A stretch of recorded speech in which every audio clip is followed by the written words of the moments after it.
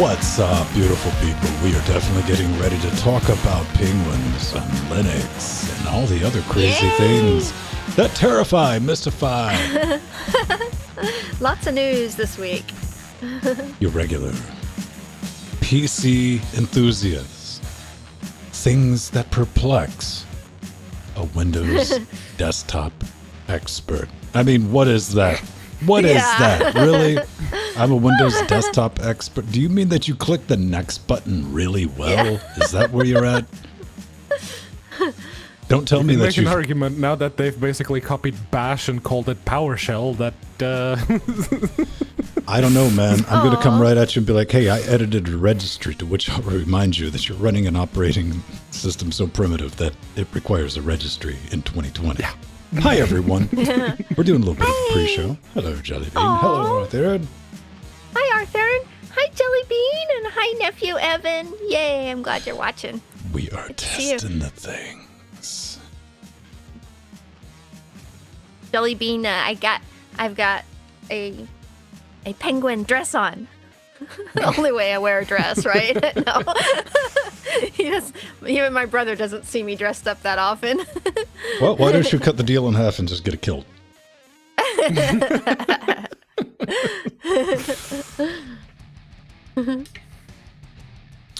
Live in production today, we are testing out this thing. I'm not going to tell you which one it is, but yes. Yeah. Oh, Arthur, and today I have what Ben and Pedro call me call the sippy cup. What is a sippy cup? I'm not calling it a sippy cup, but that's what that is. It matches my dress. Jellybean, I hope you're being facetious, because this is like, okay, you guys go there, and then this one, all right, click, click. All right, am I going to trip over it? Can I pull it up? Done. Oh, it is nice cable management, Ben. Mm-hmm. I would hate to see, when I hear that's nice cable management, I'm like, what's your standards? Yeah. Oh, I should take a picture of some of the other corner. cabinets at work, like the NHSE one, the CPH one. There's a few.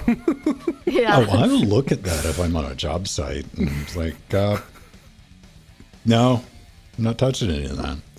We're the ones who have access to that particular room. Yeah, even though we only manage like the front row of cabinets, but we need to give access to the external engineers that come and do their thing. Here's the trick. So it's like they keep asking. It's like, which one is ours? It's like, it's your job to know that. Yeah. You don't have to worry about that, man. I will go, if I got to get into a place and like, boop, boop, oh, you can't get in here. Boop, boop, I don't have my little V card, doesn't work. I'm like, all right, who can open this door? All right, yeah. Hey, since you're here, you need to clean that up. I'm not touching it. Hey, they won't, it's below them, but they'll find someone to do it. I'm just doing it because it's not my problem if I didn't touch it. Good rule.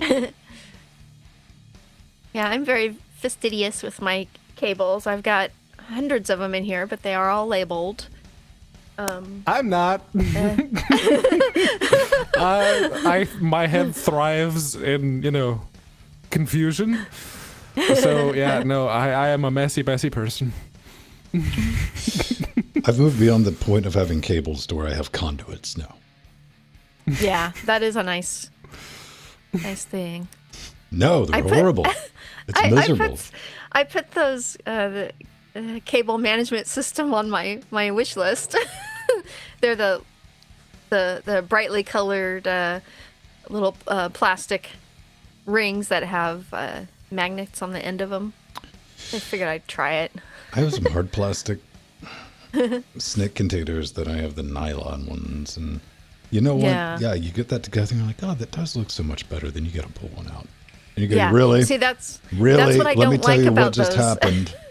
Is that 2-minute job to replace that cable just turned into 45 minutes to an hour. Yes. Getting it out, feeding it back in. That's why I tried those tubes before, Ben, like the ones you have. and I did not like that when you have to constantly change things out. So these other ones, they're neat. They're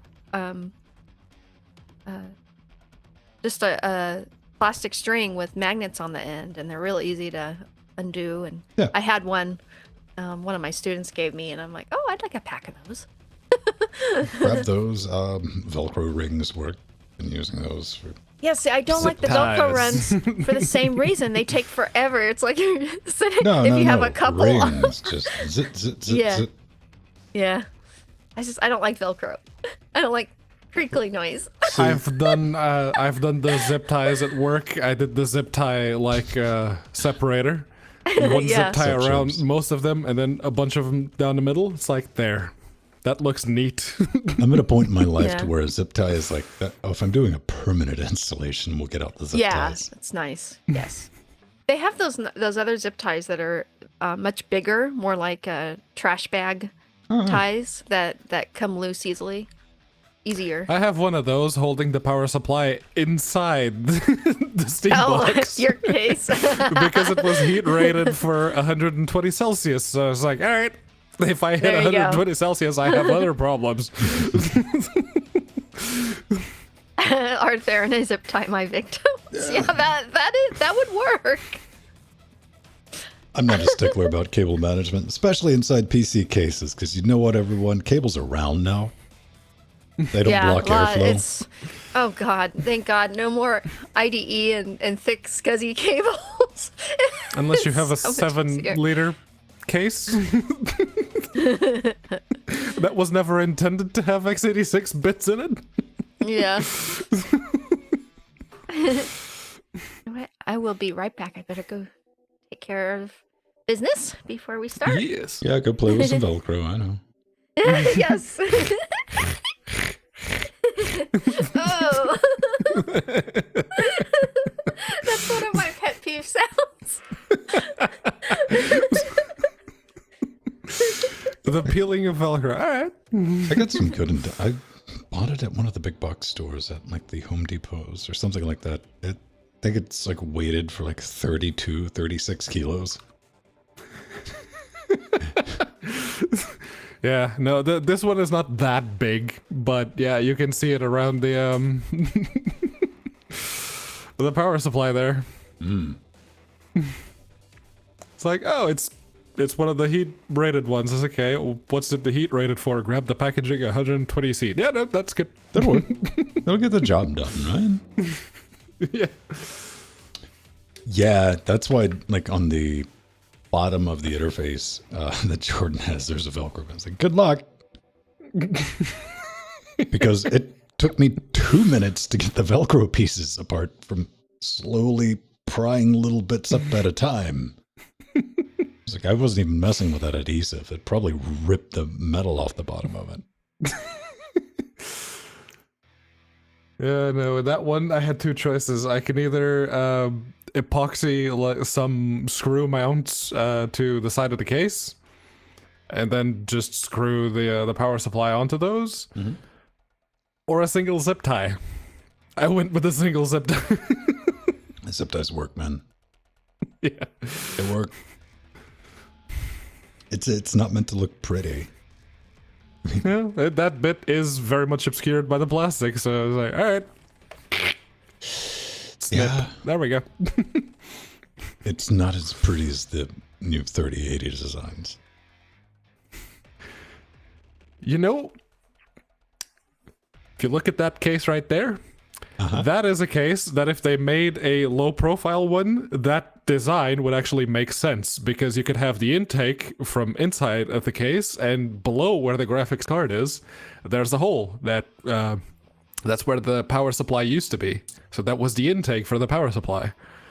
So yeah, you could have like the one up front pulling air in, and then the one on the back on the underside pushing the air out. That is a case where that design makes sense. I used to make sleeper cases like that probably in the early 2000s. I would take old 486s and, you know, with the big chunky switches on the front, and put like some fancy AMD K62 in it or something like that. But Yeah, man, maybe a decade ago was the last time I did it in some of my Sun boxes, but that requires a Dremel and a lot of bits because those things are made out of borderline adamantium. Adamantium, that's the word. Yeah. Man. I don't know if I would have gotten that without an assistant. It's like I know what it is.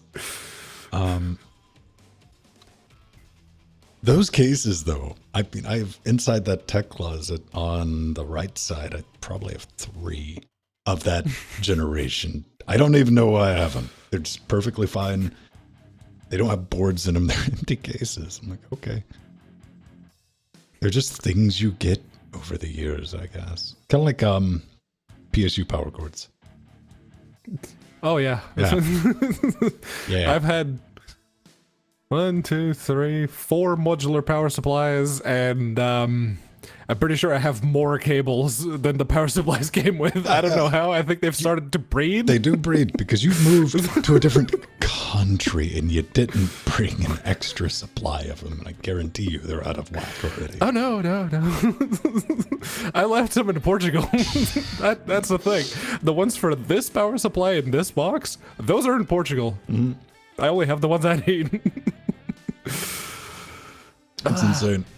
That used to be now with this, now it's audio cables with me. I'm like, wow, I can adapt anything to anything. Get a few little baby ATX motherboards. All right. See, here's the problem. I wish the itsy bitsy PCs weren't a thing with the kids, or like the people who just like to shove stuff in little holes. Like, that's my hobby. Okay. Because the price, because I want to replace these optiplexes with something, or add to them really, but have the option, for something like a $299, like super small form factor. Have you seen like the like HP and Dell makes like the Elite super small form factor? Yeah, you're like, really? That thing's got an i7 and it does it, huh? Yeah, we have one of those at work. It's an Optiplex 790, and it's in one of the ultra small form factor cases, and it's the ticketing machine. The printer that prints the train tickets that's next to it is about 3 times the size of the thing. So I like that. I like that for an idea of like space saving and like heat generate, but I don't like that. It's like they're $800. Yeah. You know what? These Optiplexes, they're the boss because they're like $140 a piece. And these are the small Optiplexes, like the small form factor ones. Huh? Yeah. Yeah. I mean, they're long. They're the usual Optiplex. Yeah, that one. Form factor. Yeah. The gray one with the holes in the front. Those. Yep. Yeah. And then you have the full-size tower Optiplexes, and you also have the full-size tower XPSs, because Dell and NVIDIA went to the same school of naming things.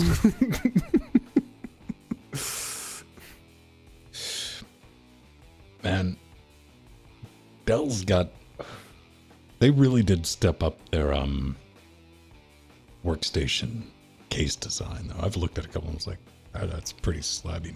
Of course, it's like Dark Vader-esque, but I'm like, yeah, that appeals to me, man. Let's be honest. Yes. And I go because the NHS has a deal. Well, some parts of the NHS have deals with Dell. Others have with Lenovo.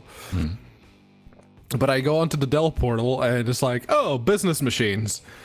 And then I scroll all the way down the desktops, just like, that's a gaming desktop. It's got the side panel, tempered glass side panel. It's got an LED thing at the front that sort of chops the front of the case in half. That's a gaming case.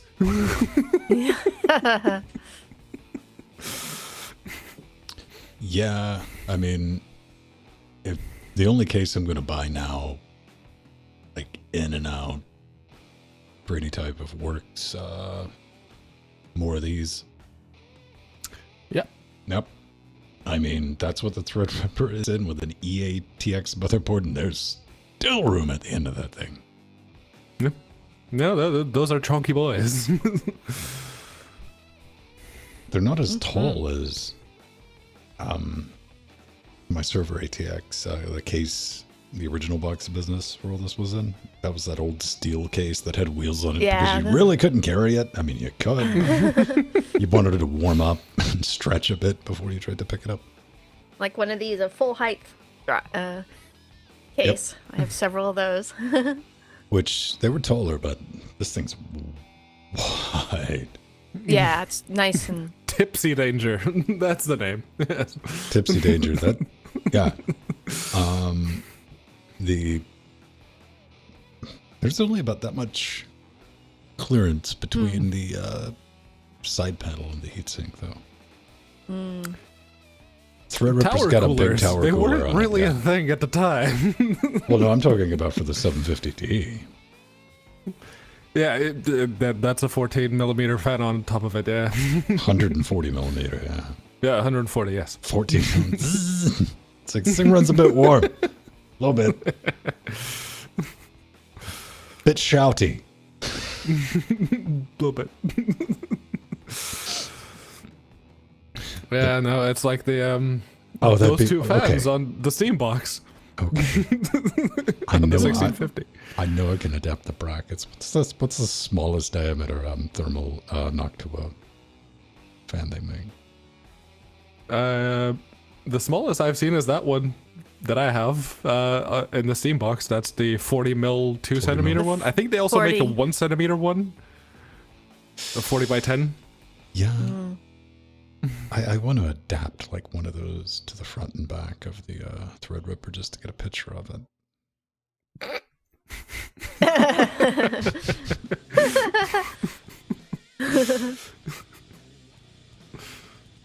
All right, let me get something to drink and we'll do a show.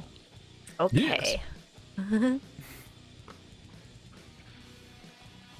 Yeah, me and Alan loved our full height AT cases.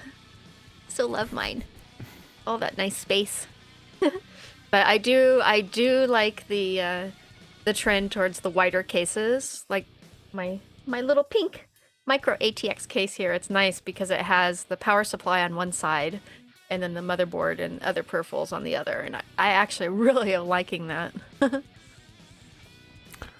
Allows you to make a stubbier but slightly wider case. Yeah.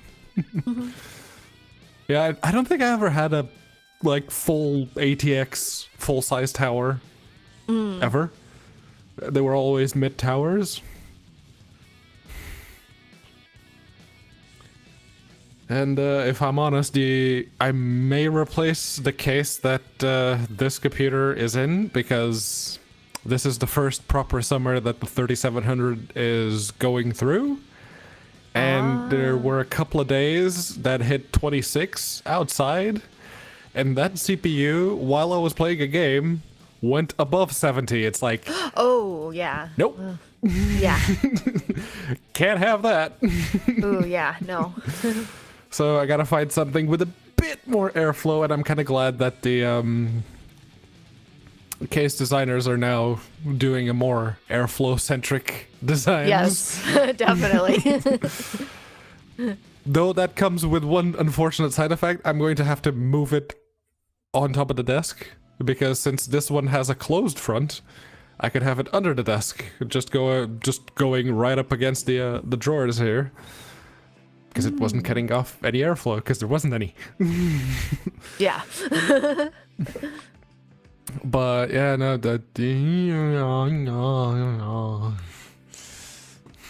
yeah, probably gonna go for a mesh case or anything that has really good airflow, because I've had my run with the what is this, the 275R from Corsair,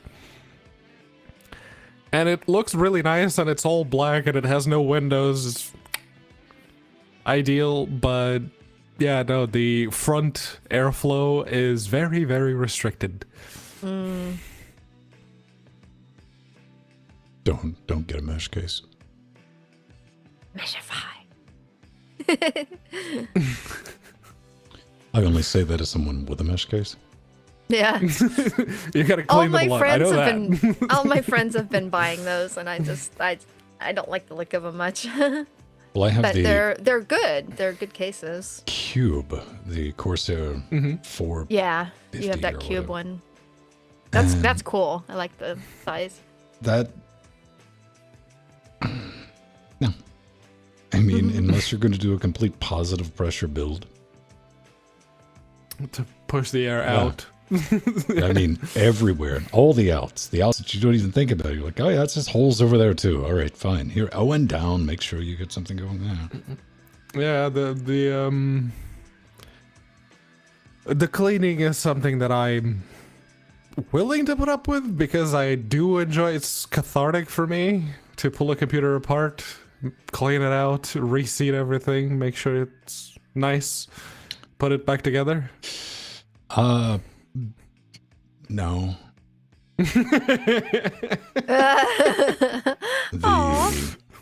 The cleaning services, when they come in here Monday, they want to get done as quick as possible. So I'm looking out for them. It doesn't usually take me all that long. It's like, 2 hours of a day. We're pulling everything out, cleaning out all the filters, putting everything back together. Done. Do you know how much I can get done in 2 hours?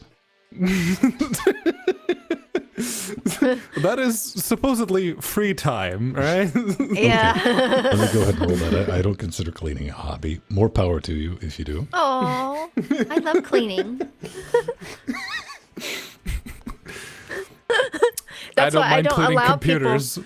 I don't allow people to come in my house and clean because I'm too OCD. I'm going to be and so honest I have with you, my Jill. I don't think you have to worry about that too much. I mean, Yeah, no. I mean, the first time you might have to stop them. Then they finally come in and they go, no. I know that Nori does that when she's like, okay, we need to dust and I don't want to touch anything on your desk, so here. Yeah, yeah. that's called being considerate. Yes. All right. Let's get a quick check. It's locked. That's locked. That's locked. That's locked. Wiggle, wiggle, wiggle. Just moving into center frame here. 18 motherboards. Yeah. They were a bit thick. I have one that just looks exactly like that, except it has 2 extended ISA slots. Oh, Apple brought those back. Oh no, they Yeah, just put 2. They put 2 PCIe slots, one in front of the other because, yeah. Yeah, reasons.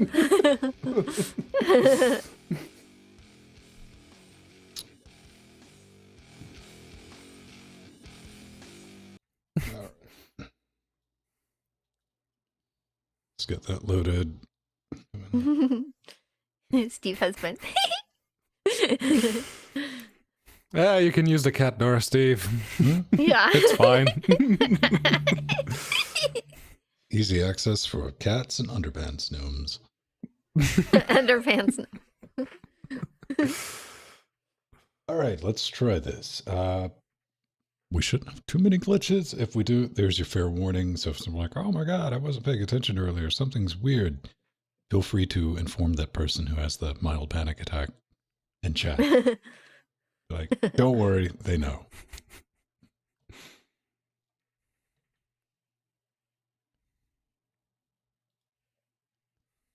Locked and locked. Didn't immediately explode.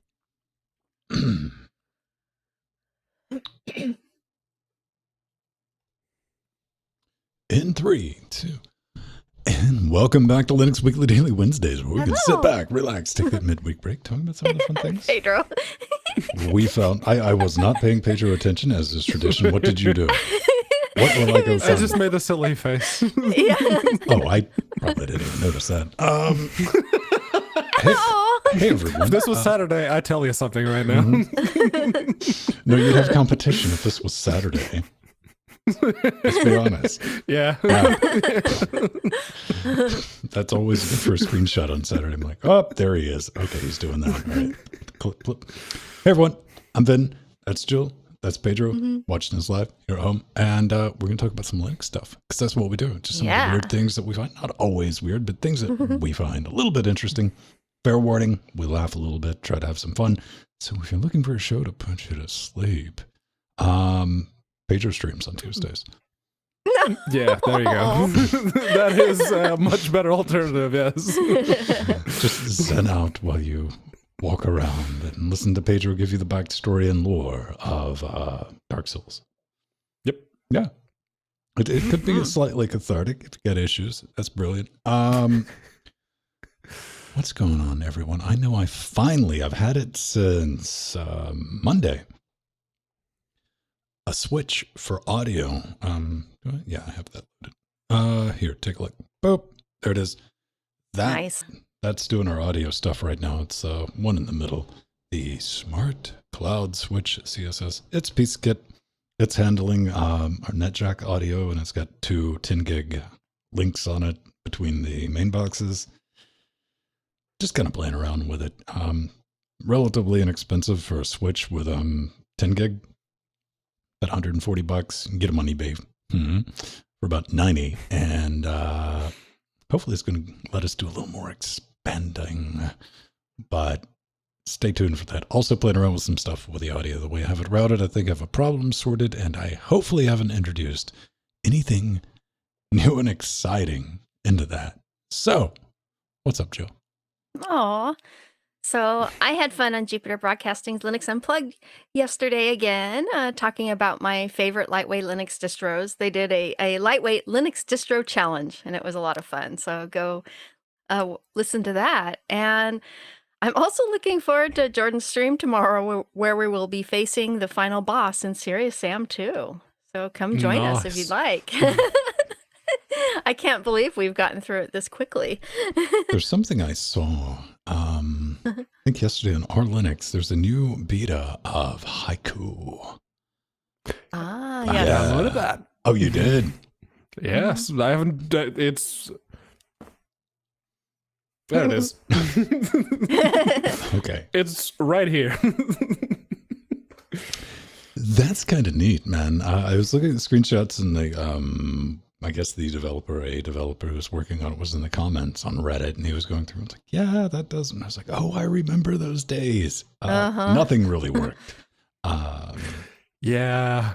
I'm curious. They had a great screenshot of a 5-button mouse configuration, which was just a standard mouse with like 5 buttons on the front. 5 clickies. Is like, oh, that'd be neat. He's like, yeah, we're working on things. All right. What's new with you, Pedro? I genuinely broke a Firefox, the Firefox's ability to refresh a tab. But because I keep my Pinebook tracking thing open, and every now and then during the day I go there and I refresh, see where it's at. It finally left China, so that's a positive. Hey. But yeah, at one point today, I went to refresh it, and it didn't. And then the whole tab froze. Oh, no.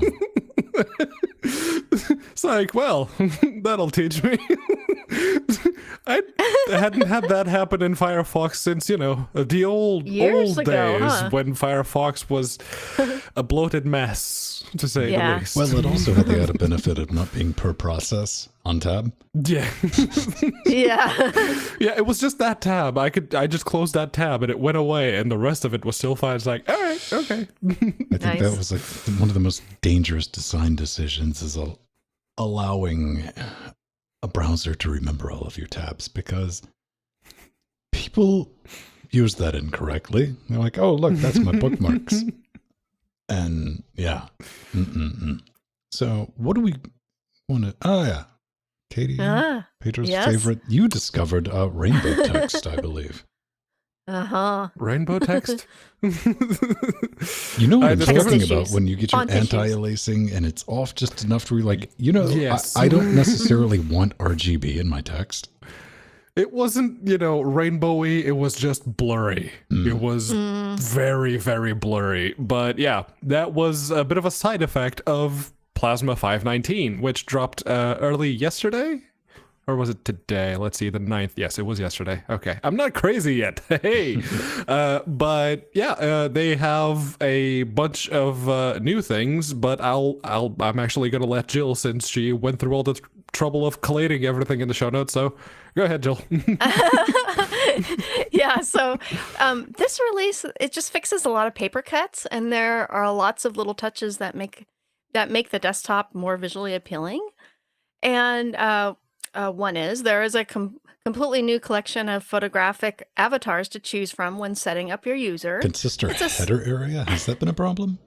Yeah. Yeah. Especially between GTK and Qt apps. Yeah, that's been an issue. And the panel spacer, the invisible element that helps place components on the panel can now automatically center widgets, which is much cleaner, much better that way. And Plasma 5.19 also incorporates a consistent design and header area for system tray applets as well as notifications. And that is actually a big deal. That was a big change. And GTK 3 apps immediately apply a newly selected color scheme. And GTK 2 apps no longer have broken colors. That's been an issue. And thank you for this, increasing the default fixed font size from 9 to 10, making all the finally text. be sushi. Yeah, Yes. sushi. Oh, yes, you can. So you can now be the text. Sushi, you can be a DualShock 4. Guess which one I'm using. Zebra. Yeah. Yay, But I yeah, was using sunflower for a while. So the yeah, but improvements- Pedro had issues with the text. Yeah, the supposed improvements for the fonts. Yeah, they caused because I had the system set to, I think it's the default for KDE Neon. It just uses Noto Sans. That was the font that I had. They're really And missing it out looked- an opportunity, Pedro, because they have chunk. It could be chunky. Yes. That would be a little too close to conky. So Yes. but yeah,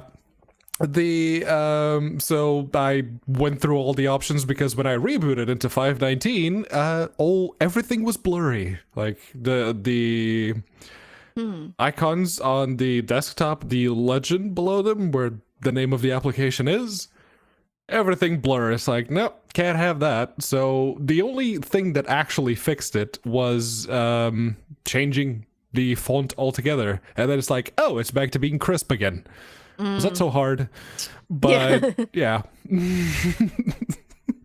I suppose I should have, already changed the font back to Droid Sans because I like Droid Sans. So this kind of expedited the whole process along. So you like it? You're still going to keep it? You haven't uninstalled it? Oh yeah, no, the little annoyances that I have are slowly being eroded away. Now, if I can keep Kwin compositing on without it crashing whenever I exit a game, we'll have a good desktop finally. No. Yes. Fun. And the wallpaper is really pretty too. I love the wallpaper on it. Oh yeah, the new default wallpaper actually looks pretty nice. And the 518 one also looked pretty good. Yeah. So I'm glad it's working for you, man. You've stuck with it. I'm sure, like a lot of people out of there, I didn't survive the 4.0 release.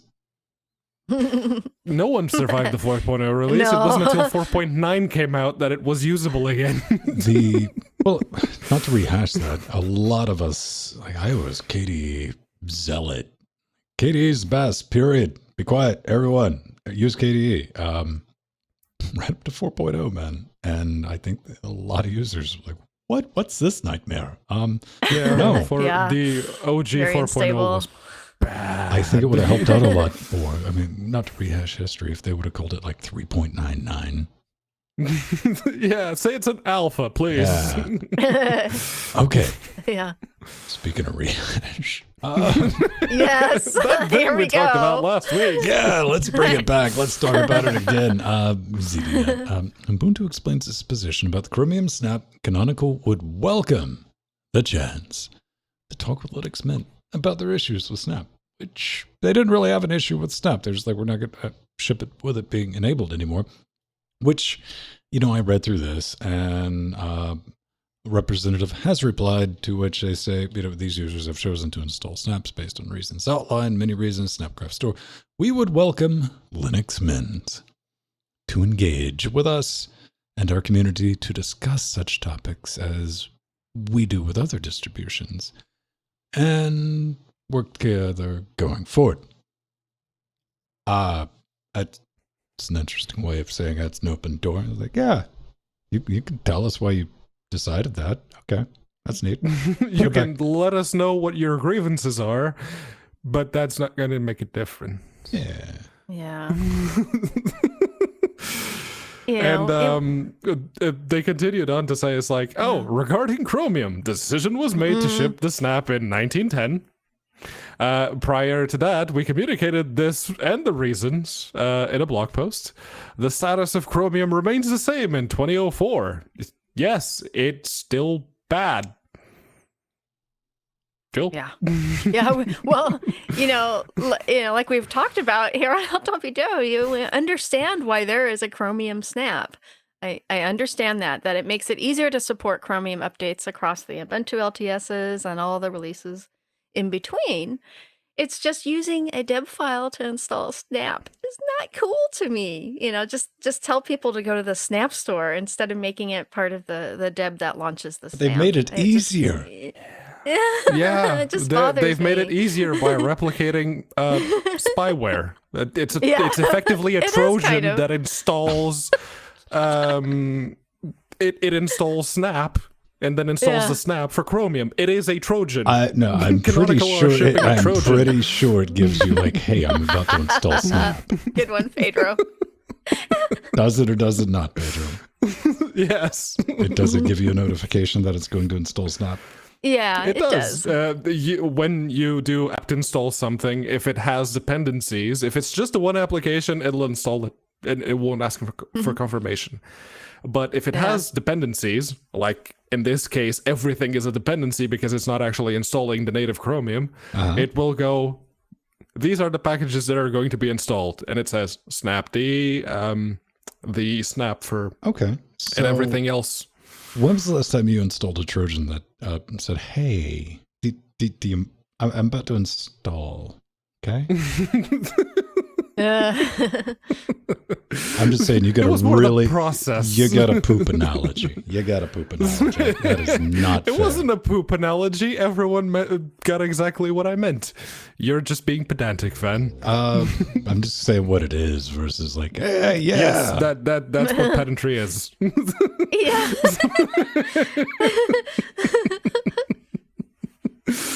Aw. So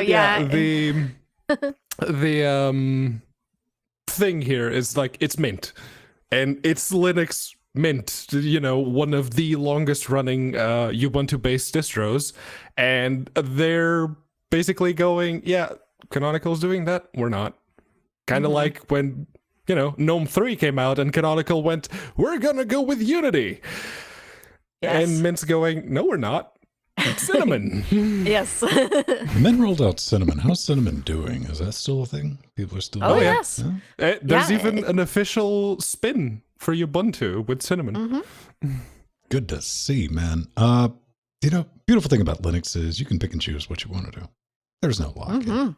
Yes. If you want to run, there's something to be said. Even if you want to run like the latest 2004, you can decanonical your system, which is something we've all talked about at some point. And to Pedro's point, the only problem I have with snaps is something I might have mentioned. I was using Authy to keep track of my password manager, just across tablets, PCs, And they used to have a Chrome, not an Chrome app.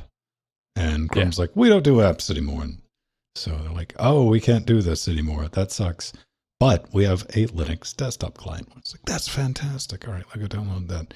It's only available to Snap. Not going to set Snap up for one application. This is not going to happen. I sent them an email. I'm like, get back to me. And I've just moved on to something else.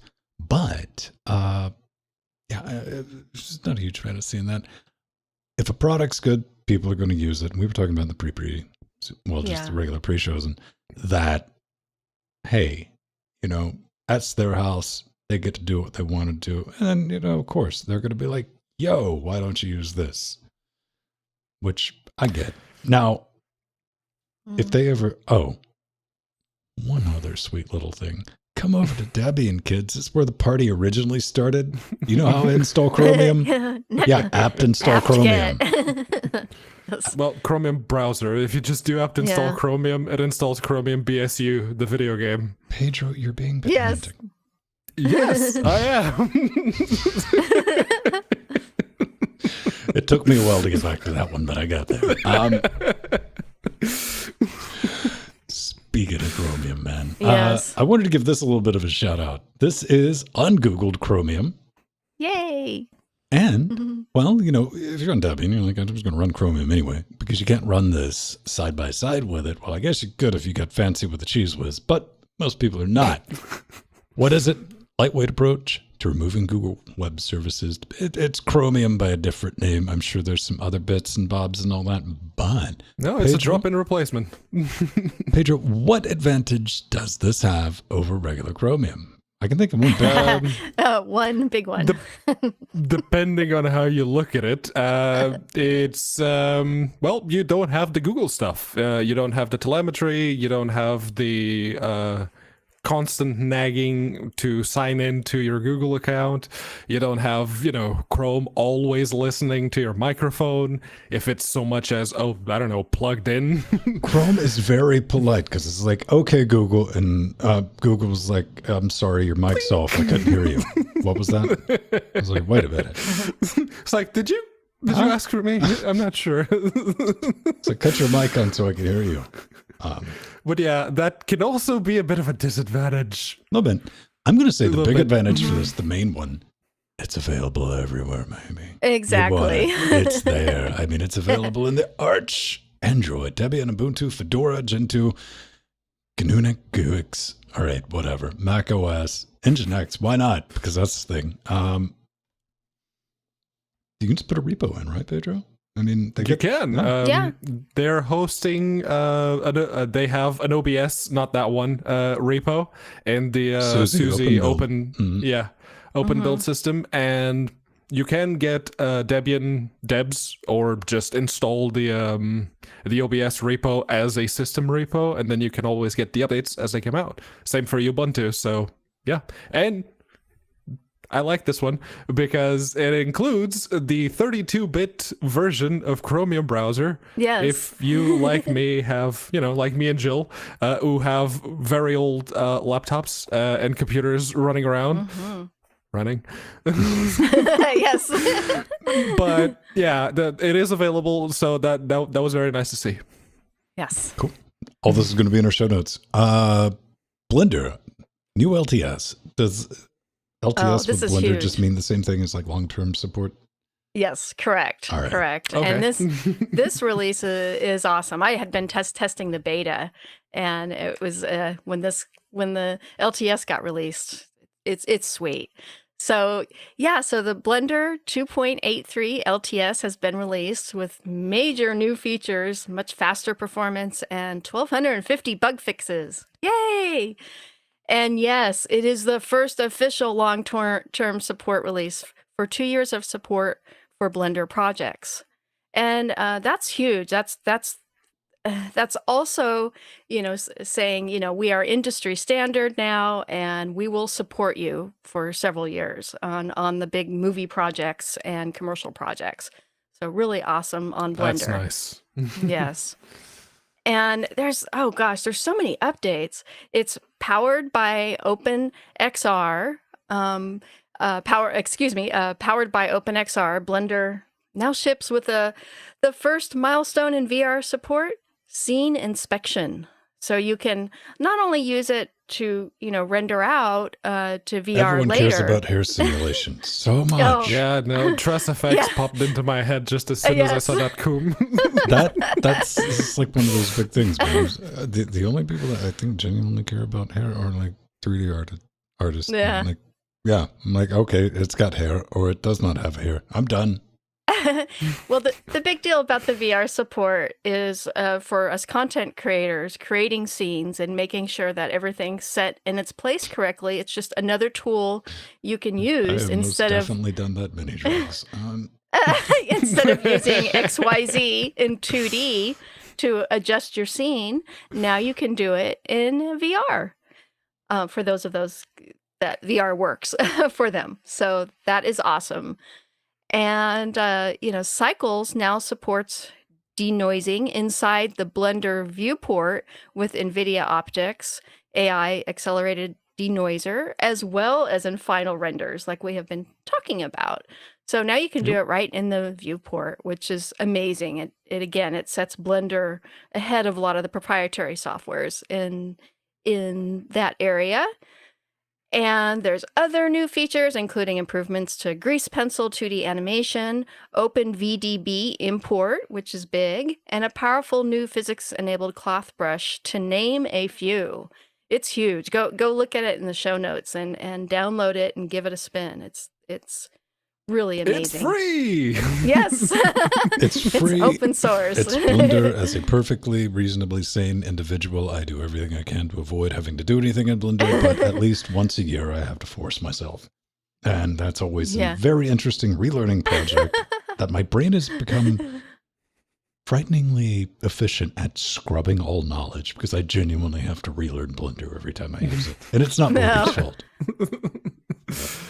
And I saw I haven't seen like the little short film that they did with the recent versions of Blender, but I saw Blender, or someone who retweeted the Blender announcement. They had a little trailer. It's like that looks pretty good. Mm-hmm. That looks pretty good. The coffee. Coffee runner, it looks like Speed Runner, but it's got a really neat.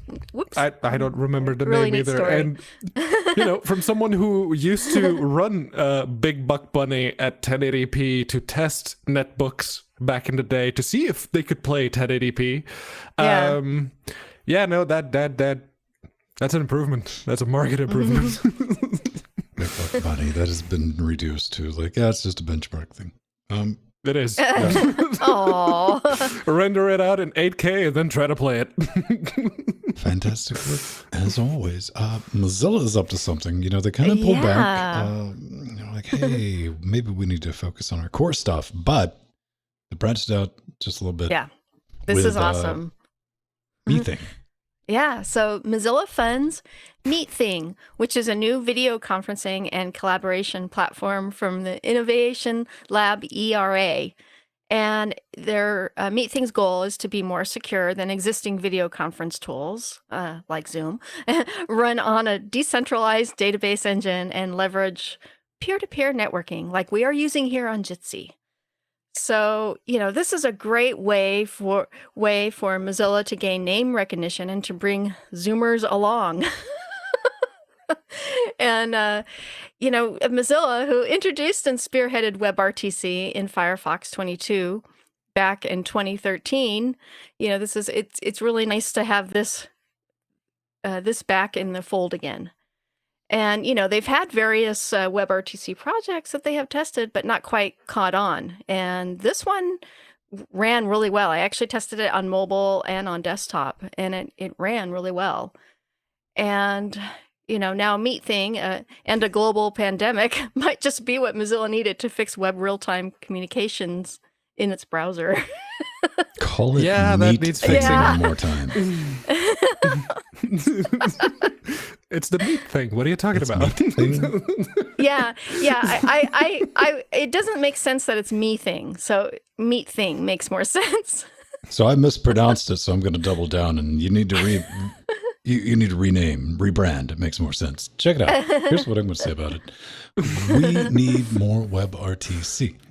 Yes. That's future. That's the way it's going to work. Microsoft somehow, a staggering, monumental level of incompetence managed to take the dominant platform. There was no number two. There was Skype. Mm-hmm. That was it. Mm-hmm. There were like, maybe this other thing can kind of do. It was just Skype. Skype was available on everything, including Linux. Then Microsoft bought it, and they managed to turn that into something that maybe it's only available for business. They just mangled that to pieces so bad that a company that doesn't know how to secure you, bro, Zoom, comes out. It's coupled together, and it's a technical marvel of a train wreck of WebRTC. I've had the experience of attempting to use it once. Good on everyone doing it. Then there's Jitsi. The biggest issue with Jitsi for Mozilla is Jitsi works like poo on Mozilla. And they've kind of had a standoff of like, well, you need to change this. And Jitsi's like, we work on everything else, bro. So this is interesting. I mean, honestly, I would kind of like to see more work and development go into Jitsi, but competition's good. And this is free. Yes.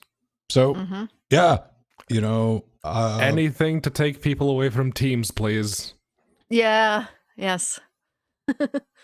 I will expose features, WebEx. though. The one thing I don't like to see in every single WebRTC application, give people the options for disabling all the stuff that you're doing for, you know, somebody who's never used, you know, they're on their laptop and noisier, like your echo cancellation, your high pass noise filters, all the other stuff. Expose that to the client so I don't have to do this quarter-mile long URL to individually disable all this stuff. Hi, Jitsi. Yeah. Then everything will be grand. Okay. All right. Hey, check it out. I made a thing. Maybe you're curious You about it. did. Maybe you're not. Yes. It doesn't change the fact that I made something. This is, as is tradition, if I can't find something, I make it. And I went looking around. I was like, anybody made like a little guide for Adore 6 digital audio workstation? It's out. Oh, I think we talked about it week before last, maybe last week. And build instructions, because it's not in a bunch of repos right now. This is a really easy thing to do. I'll walk you through it in about 3 minutes. Quick and dirty how-to. Piece of cake. Maybe you haven't built anything from source before. I'm not saying this is going to be the best place to start, but if you're on Debian, hey, monkey see, monkey do. This is how I learned how to do stuff way back in the day, but this is super simple. You can even try before you buy, before doing a system-wide install, and this will get you up and running. Something I do point out on the video, though, even between like Debian 10 and Debian testing, package names change. This is one of the biggest issues that Linux has, is especially with development packages. Could we just standardize? Especially the Debian side of things. Let's do dev or dev, or is it going to be the package name or lib package name? I mean, there's a couple of regular tricks that you go before you open Synaptic. You're like, all right, what is this thing? Yeah. Yes. I just skipped that step now because it's like, okay, I need to figure out the dependencies on this. Synaptic. Oh, that's the one. I will typically do There a we go. copy pasta from the terminal for that first shot. I'm like, no. All right. But this will get Adore up and running for you. It's kind of brilliant. It's easy to do. What else do I need to say about this? Oh, right. Right. I've already had a comment. And A very positive comment. there is a comment down there. No, I'm talking about on YouTube. This is great. It's like, oh yeah, by the way, I just thought you should know. And it was a link to the AUR. So Did you not put Debian in the title of the video? but you know, hey, by the way, Arch? I run Arch. It was a way to say it without saying it, and You know, of course, naturally, I'm your sweet, friendly neighborhood Vin. I just wrote back, you know, and I mean, I did, man, 100%. I was like, that's neat. That's what I said. I was like, that's neat. However, this guide is made for more advanced users. Ben.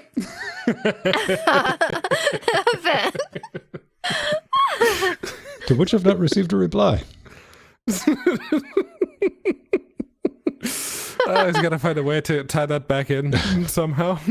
Yeah. It's like, it's not my problem. You don't know how to build something from source, kiddo. All right. That's great. Here's But what you no, want. we did actually have a comment on linuxgamecast.com. Doesn't happen all the time, but I got an email earlier today. It's like, what? What? Oh, all right. Hang on. Do we yeah. Yeah. What's it say? Dude, thanks. This video is really awesome. This video should have 1 million of likes. Great channel and blog. Big fan here. Is that a spam bot? You know, I did a copy and paste to check that, and it wasn't. All right. Okay. Also, this guy Okay, learned nice. English from the same place I did. Quite possible, yes.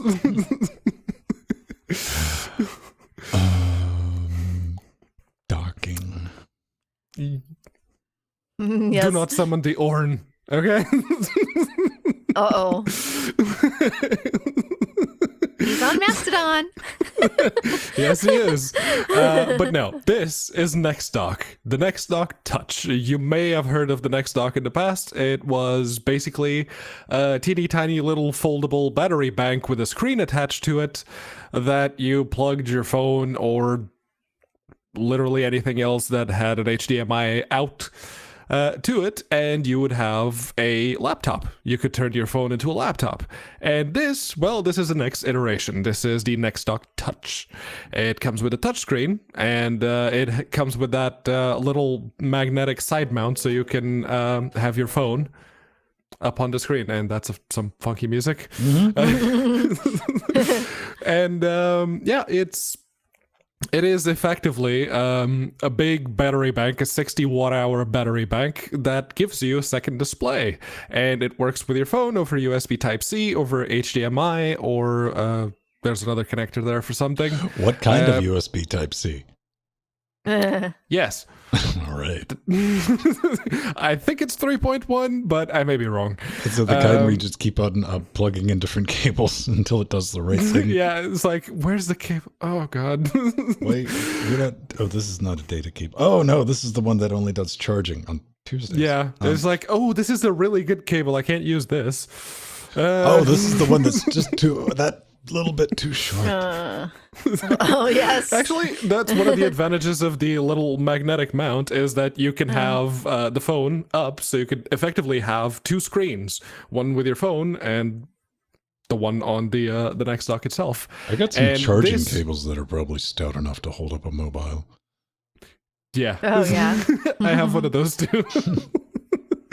But the same reason I want this, at the same time I want this, but the reason I don't want this is because, you know, my main gripe with the original NextDock is still very much there.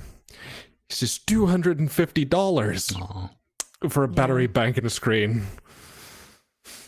Yeah, and I like the idea of using this as a second monitor and one that doesn't have to be plugged in but is battery powered instead. That's actually really, really cool.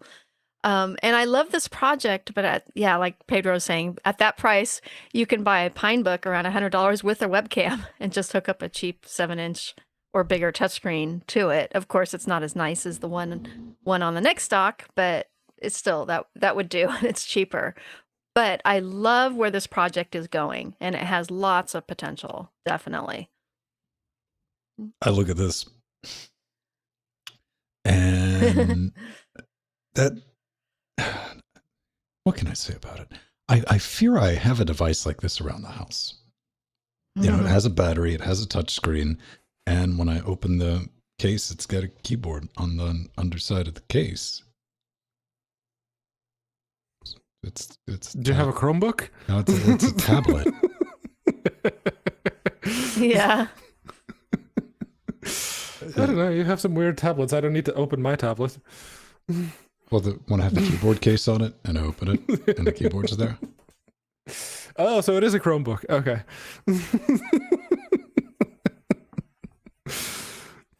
They make 10-inch Chromebooks. Yeah. I got a little win. Actually, can I get mine out? I don't know. That's way too Well, thick. the screen is 10 inches. It's also charged. Yes, it is. I keep my laptops in good repair, thank you.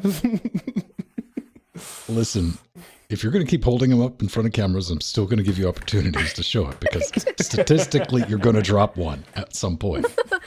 The first Samsung Chromebook. So, Oh, nice. I don't have my triple E anymore, otherwise I'd show that too.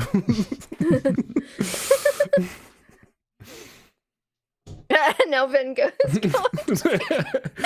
We're taking turns.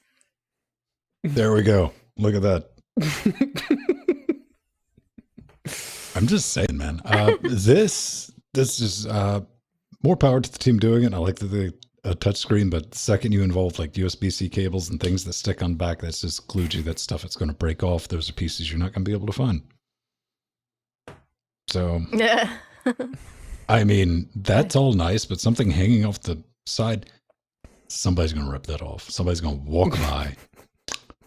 That, if you have a toddler, you can't buy that. If you have cats, probably not a good idea. Yeah. Mm. Although the cat will probably just lie down on the keyboard part of the next dock. Because it's like, oh, the human puts his hands here. All right, so if I lay here, he might put his hands on my belly. Aw. Well, I have 2 kitties, and I successfully keep them out of my computer room, so they're not allowed. Congratulations on being able to shut a door. Yeah. What's the same method you use to keep Steve out? Yeah. Doesn't work with Steve. They have roughly the same success ratio of getting the door open, though. So, hey, beautiful people, if you like what we do and you want to support our nonsense, our craziness, you can head over to linuxgamecast.com. We got a Patreon page. That's the best way to do it. We put out a lot of content and a lot of bonus stuff. We got a support button with Patreon, LibrePay. We got merch. We got shirts. We got cups. We don't have fanny packs yet. I still got to do that. Ooh, Yay. okay. That needs PayPal, to Wish change. Zones, Bitcoins. If you throw anything on the studio Wish Zone, you end up like Aldius, who picked up a UPS for us. It's APC. It's in the rack. Another 7 minutes of battery backup time. And Pedro and Jill and Jordan, they all have... you can just go creep on the stuff they have on their Amazon wish list. That's all I do. I'm like, Absolutely. that's weird. Yeah. Yes. Or you can do like Aldius and buy something that was effectively a joke item, and now I'm wearing them all the time because they're really comfy. Yes. I And could you make can look at something up mine that would be behind me. really entertaining, but what did Aldius get you? Yoga pants. Oh, right. How soon we forget because we've not seen them in proper lighting. Yeah. Yes. They're black. Let's just say Twitch probably wouldn't be okay with how revealing they are. I don't know. I was working on a dance you could do.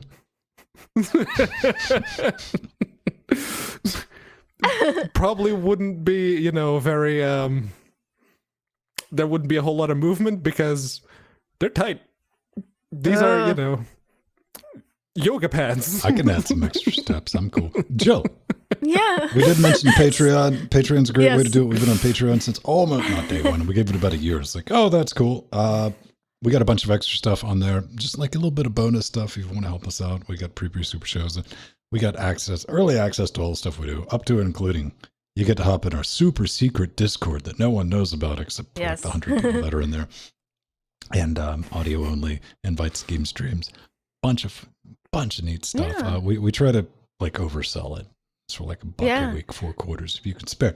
Jill, we got a new Patreon. Yes. though. Need to Yes, talk we about. do. Their name is Iris121. So thank you so much for your patronage. And we also got a donation via PayPal by Captain Zero. That was on our Twitch notification earlier. So that was really cool too. Thank you so much for supporting us and all this crazy business we do. It's been awesome and a wild ride. Oh, come on, Jill. You can drop the pretense. At this point, everyone knows that the only reason people watch is because Jill. Oh, Hey, man. no. Just because people like train wrecks, don't shame them.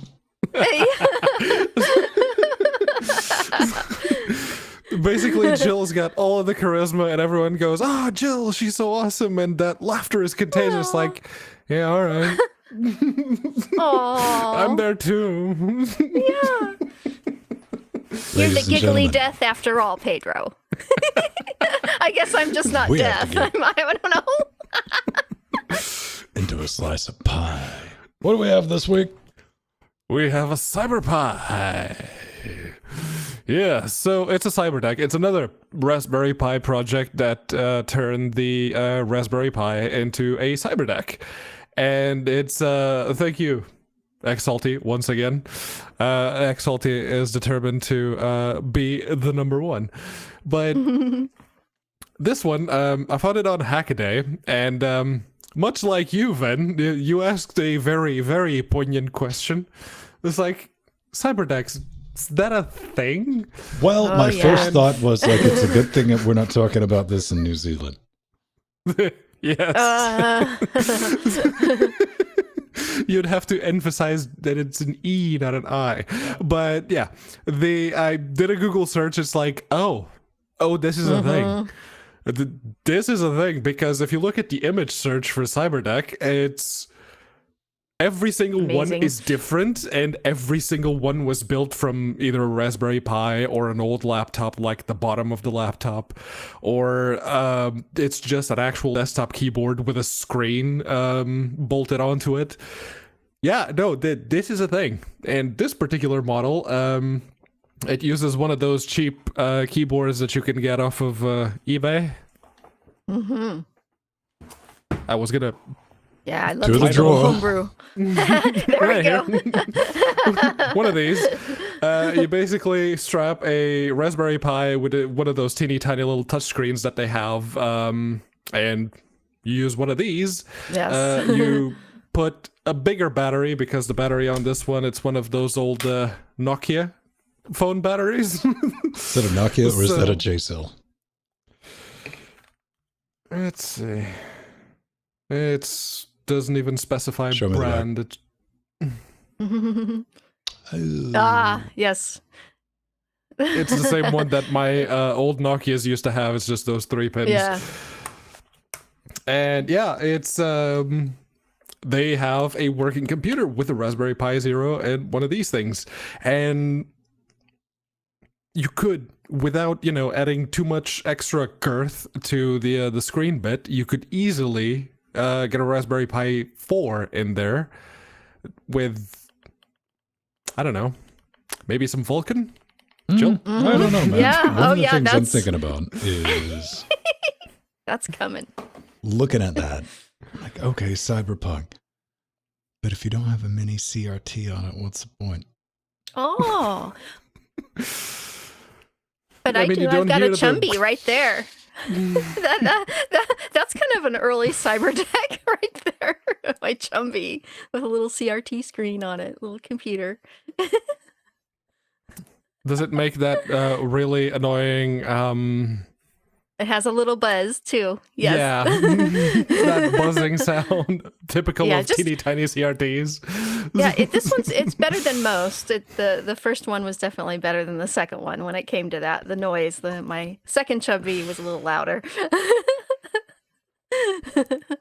But all these little homebrew computers, I just love them all, and I want to collect them all because they're so unique and fun, and building a system that's off the grid. It's so sci-fi and so Matrix. Love it. Yay. What do we got up next? So we have Vulkan Pi. And yes, like we've talked about here on LWW the last few months, Vulkan 1.0 API support is coming to the Raspberry Pi 4. And here's a major update with some demo renders that look beautiful. So last January, the team rendered a colored triangle using part of the Vulkan 1.0 API, but now they're using the Chronos Conformist test suite to pass over 70,000 tests. And the That's renders, significant. yes, and the renders look absolutely beautiful. You know, they have a lot of work. The Raspberry Pi Foundation has a lot of work ahead of them before they can use the drivers for something as demanding as a video game or Blender render, or use for digital signage. But lots of progress is being made in just a few months.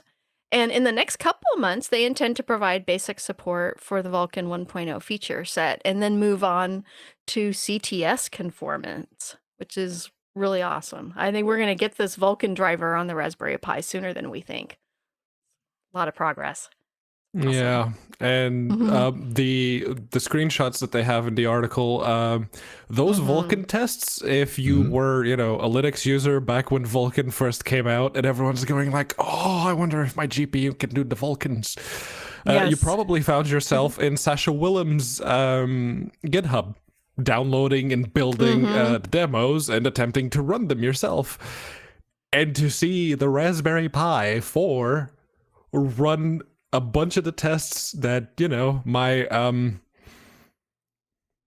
what was it, GTX 970 at the time The Talos could not principle? run. Yeah. Because I'd attempt to start them, it's like, oh, it's not complete yet. Oh. So yeah, no, that is amazing. And more Vulkan support means better performance for the graphical stuff, especially on the Raspberry Pi, where every bit of performance comes at a bit of a premium. Yeah. And proper Vulkan-based hardware acceleration. Please, Yes. God, already. Yeah. God. That'll make Wayland a little more hits. Yes. It'll make Wayland run a little better. Yeah. So, before we get out of here, we need to check in, see if anybody's like, yo, you got something right, you got something wrong. How'd they do that? What mysterious moon incantation did they use? Well, you can throw rocks at our heads in Morse code and see if we can decode the message before we pass out. Have you But ever I'd had anyone appreciate throw it a if you rock didn't at your do head that. before, Pedro? One. Okay. Rocks, tree branches. I've had a lot of stuff thrown at my head. How long have you guys been together? 10 years ish. But yeah, it's the best way to do it is to go to linuxgamecast.com. You hit the contact button and you make sure to pick LWDW as the show that you're sending your message to. Fill out the form and yeah, let us know if you're if you found something that we didn't cover, or if you found a bit more information that you think we should know, or as Ven said, if we got something right, if we got something wrong, you can shout at us. We don't mind. I like it. This little bit comes from Vatan. And maybe we'll go with that. Oh, shirt. Hello. Thanks for all the diamond content you guys put out. Watch the LWDW show, and Vin made Pedro and Jill laugh a lot. It's a low bar, let's be honest. Bringing We're such easily amused. positive vibes throughout, hyphenated throughout, man, rocking it. I like it. The episode, laughed like mad, myself too. Happy smiley face. Aw. Would like a Vin shirt just to support. Greetings from Finland. Aw. Well, there you go, Ven. There's someone out there who wants your face on a t-shirt. I'm on a t-shirt. Yeah. Yes. Yeah, but that's You got, tell. you know, myself and Jordan as well. He just wants you. You notice clearly. if you look at I'm the only one in our shot that's allowed to have a neck. Yeah, I have a neck. Because we're talking about a shirt, and these two think I'm talking about their shots right now for some reason. Okay.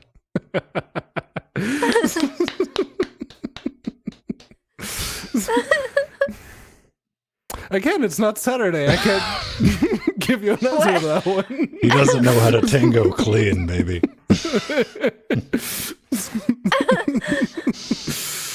All right, everyone. Hey, man. Thanks for sending in the note. I'm glad you enjoyed the show.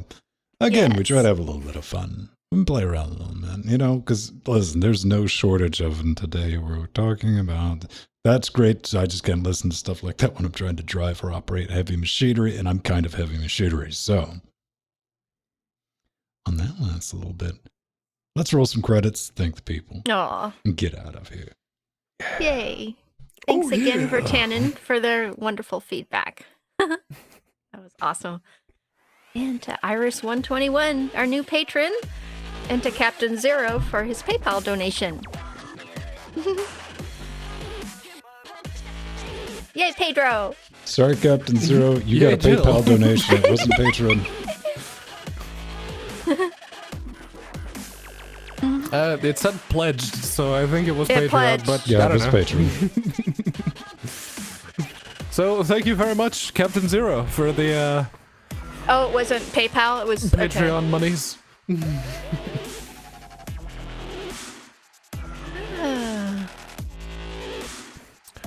Seriously, all of you producers, We love you executive producers, and Hey, the Happle, switch didn't our explode. crazy advisor. Good on you, Captain Switchy. Aww. Yay, we love you. Man, those credits are just going to hang around. Go away. Yeah, they keep going and going and going. You just praised the Bye, switch. everyone. I praise the switch hard. There we go.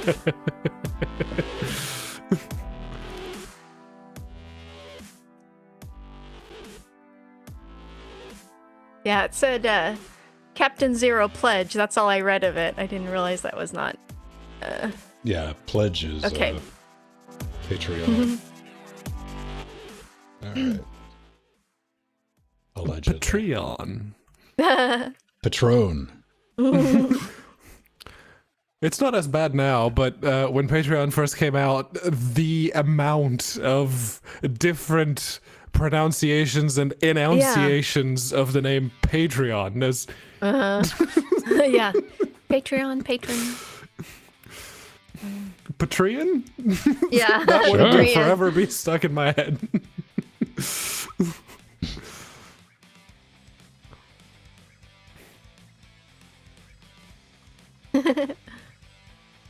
Yay. All right. Oh yeah, I didn't know if I was gonna get to that Chromebook. I did it. Any excuse either one of you can possibly come up with to hold stuff up in front of a camera, I'm down for. Cool. Just for that one occasion that it'll go, oh, Yep. Yeah. 8 years in, hasn't happened yet. But statistically probable, though. It's just, I mean, at this point, we're just, defying the odds. anyone need a very authentic 4-port Intel NIC? Does that come with the low profile bracket? Hey, you're talking to Vince Stone. It's right here when I put it back up. Oh, cool.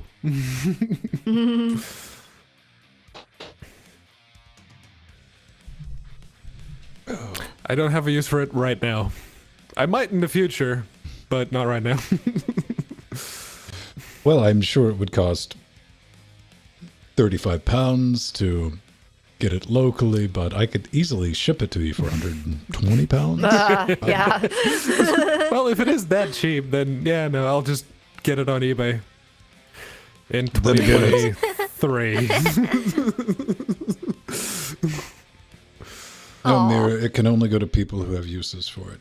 It's not a collector's item. That was the first thing I thought about when I took a picture of the network wreck. I'm like, it's like a home lab, except it's doing things. Imagine The if your stuff is actually in yeah, use. yeah. Imagine if your home lab like process stuff other than just cut it on and be like, oh, look at that.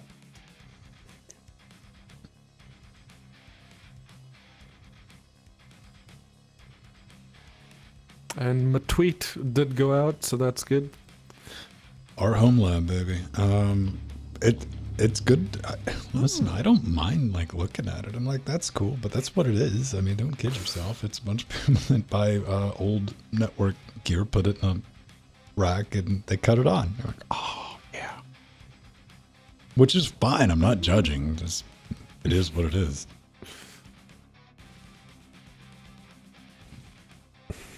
Which is, I have 2 pieces of networking equipment in my audio rack. Welcome to Vinland.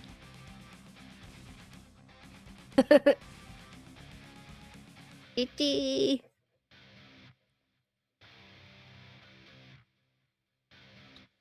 Fortunately, the switch comes on in 2 seconds, so I only have to power it up during shows. I don't have to leave it running.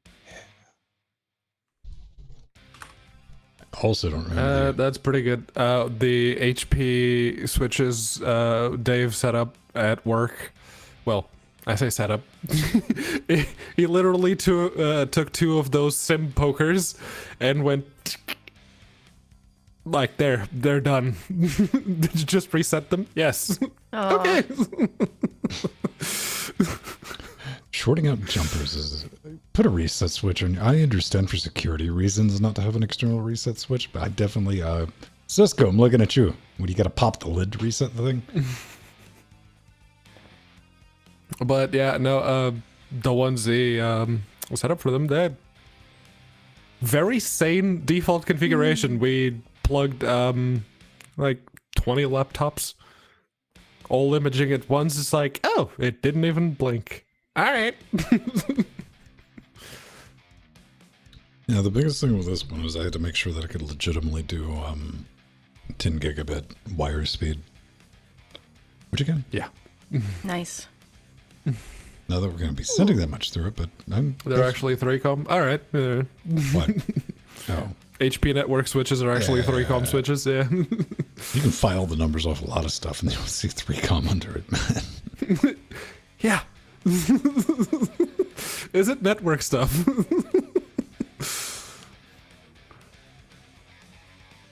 Microtech makes good-ish hardware. For the price, no one beats them, but this is a Switch. You don't have to worry about it. There's a web GUI. You can deal with it. I mean, it's a Switch. How much could you get away with it on a Switch? VLANs? Pretty much. It's a Switch. What do? I cut it on. Plug it into it, and it better work. That's what. It's a Switch. I put it in that cupboard over there so I can't hear the fan, and it works. Also, Works. fanless.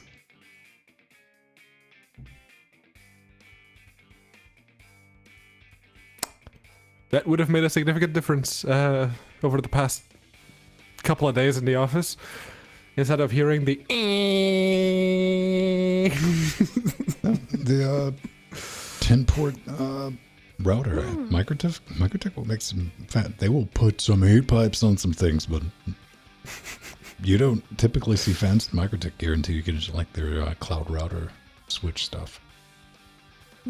That's silent. I don't like fans. No, I don't. If it's 1U and it's got a fan in it, it's not my rack. Not in here anyway. You could, if you could get away with replacing all of the 40 mil fans with Noctua ones, the Noctua ones are actually pretty quiet. Then I'd be that guy. Yeah. Actually, to try and curb the whiny noise of the 1650, the 2 little fans, I've already set the fan speeds to until it hits 70. It's at the regular speed. You can't tell the GPU fans from the CPU fan. They make about the same noise. But above 70, they ramp up to 50%. That's what that cooler needs. That's what the 1650 needs. But with 2 of those fans pulling the hot air out, I can keep those fans at a very, very quiet 20-30%-ish. So, yeah, I'm going to need Nice. 2 more of those teeny tiny Noctua fans to put in there. Probably with zip ties. Yeah. It's like one of the things with the small form factor, man. Like, I could have made a much smaller case for Jackbox, but it couldn't make any noise. Yeah. So it's this big, it's just a standard ATX motherboard. Sitting in there all by itself. But the good thing about that case design is it's got the power supply, hard drives, and everything on the opposite side of the board. That's where it's got Dual chamber. Yep. Yeah. I love that. Horrible idea, but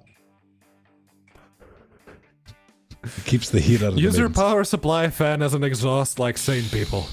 Oh wait, they moved away from that, didn't they? Yeah. Use your power supply to power your monitor. Nah. Yeah. Well, back in the Why day, does we that had have two? Yeah. Pass through. I'm Yeah. bummed that, occasionally you'll still run into pass-through, but all my old computers had pass-through. That was just standard in AT power supplies. I I think loved the it. first Pentium that my mom had a pass-through power supply. Yeah. I loved it. I loved being able to hook up my monitor to the computer. It just, one outlet you didn't have to worry about. So it was nice.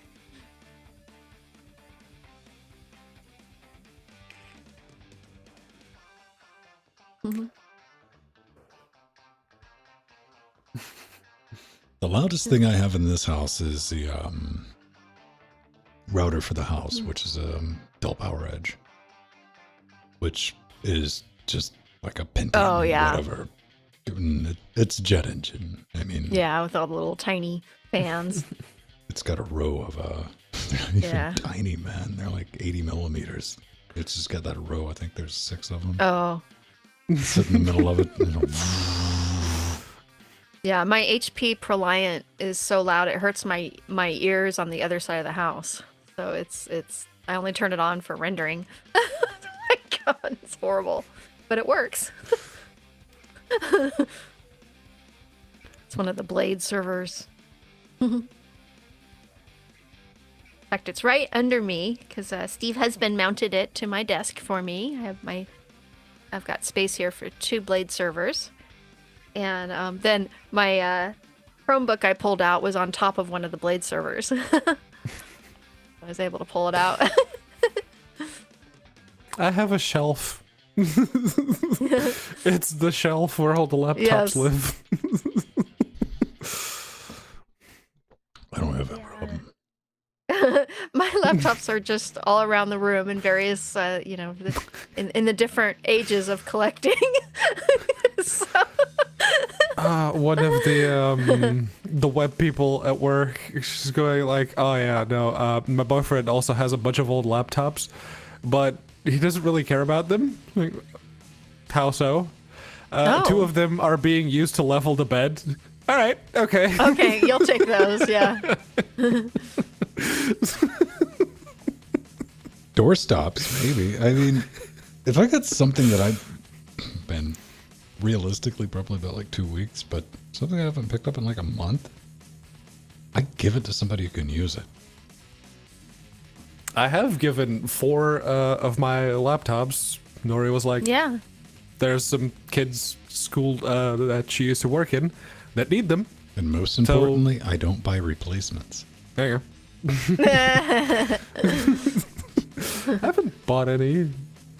Well, Yeah, there's that pine book. in the mail. Yeah. Yeah. It's not that here one's yet. not a giveaway. That's not a giveaway. That is very much like this Chromebook, although Nori's actually been using the Chromebook a lot more than I have. It's a toy. Right on. Yeah.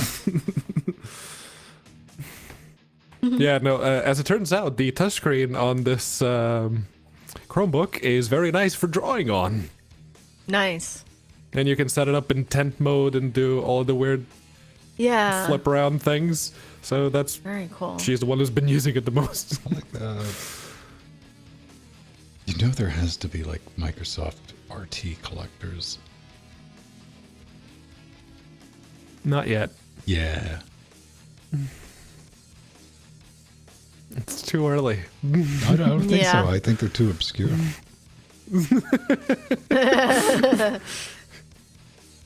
When Nori's mom had a Surface RT tablet, they're not. I'm talking about the ARM RT. Yeah, Yeah. yeah, that's the one she had. Surface RT, they the ARM one. Genuinely made like 9 of them and sold 3. That's the thing. They were giving them away. Well, not giving them away, but they had them at like the end of their life for teachers on those like teacher laptop and like electronics programs at a massive discount. So yeah, no, Yeah. They were trying to liquidate them, yeah. Well, that's the same reason I have my BlackBerry tablet, because that thing was like $500 and they were selling them for $90. It was like, Yeah. Yeah. Played with it for a minute. They went back in the box. I'm like, okay, I got one of those. Running QNX, man. Dude. All right. Anything else good on, everyone? It is 4:30. Oh, yes, Adam, it's dinner I like time. your hot chill. That's cute. Hot chili.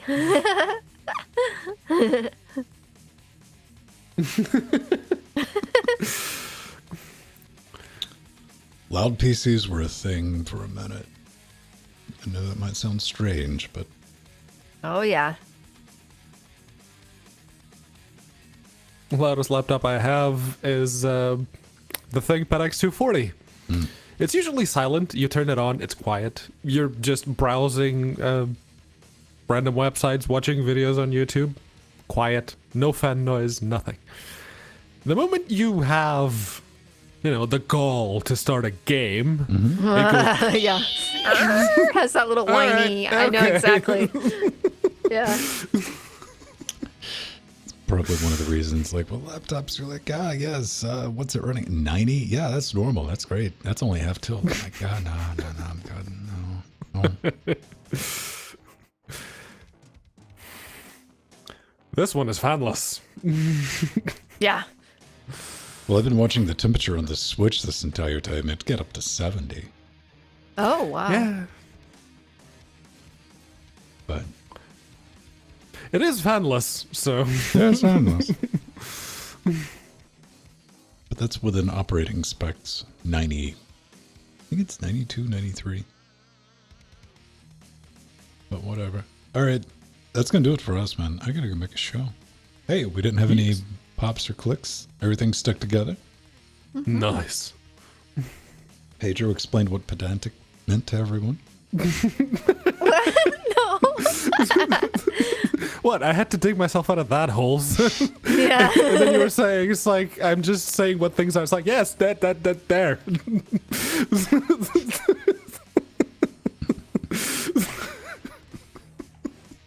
It's important to have fun, kids.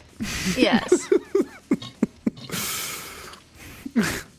Oh, Arthur, and no one tunes in expecting to learn things. Oh. As we've established, they come here to listen to Jill.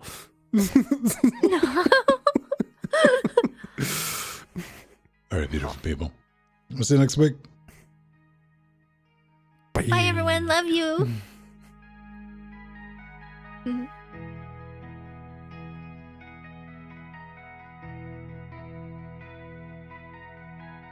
Mhm.